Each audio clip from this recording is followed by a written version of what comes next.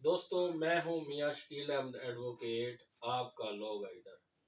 آج کا ہمارا ٹاپک ہے چیک ڈس آنر ہونے کی صورت میں ایف آئی آر کروانے کے حوالے سے۔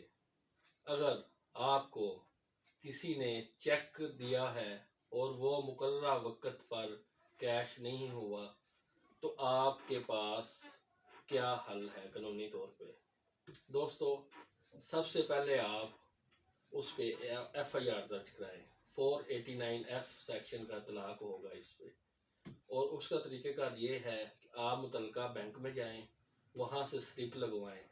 سلپ لگوانے کے بعد آپ ایک جو آپ کا قریبی پولیس اسٹیشن یا جس ایریا میں حدود میں آپ نے سلپ لگوائی ہے تو وہاں کے قریبی پولیس اسٹیشن میں جائیں، ایک اپلیکیشن دیں۔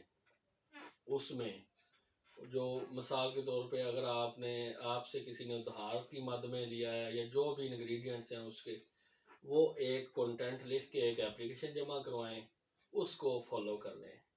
عموماً آج کل اپلیکیشن ایس پی کے پاس بھی جائے گی، ڈی ایس پی کے پاس بھی جائے گی، اس کے بعد ایف آئی آر ہو جائے گی۔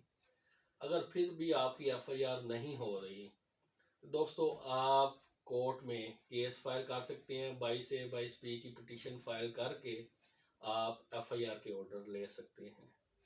یہ تھا طریقہ کہ ایف آئی آر کیسے کرواتے ہیں ان کیس آف جب آپ کو کوئی چیک ملا ہو اور وہ ڈس آنر ہو جائے۔ اور ایف آئی آر ہونے کے بعد بندے کو اریسٹ کروائیں، بندے کو جیل بھیجیں، ٹھیک ہے۔ اس کے علاوہ ایک ریمیڈی اور بھی آپ کے پاس ہے، آپ کورٹ میں آرڈر 37 کا دعویٰ فائل کریں، ٹھیک ہے۔ آرڈر 37 کا دعویٰ فائل کرنے کے بعد آپ ان کے خلاف آرڈر لے لیں، اور اگر بندہ جیل میں ہے تو جیل کا ایڈریس لازمی لکھیں دعوے میں۔ اگر وہ بیل آؤٹ ہوتا ہے اور ادھر دعوے میں گرفتاری اس کی کروا دیں، تو اس طرح آپ کی ریکوری ممکن ہے۔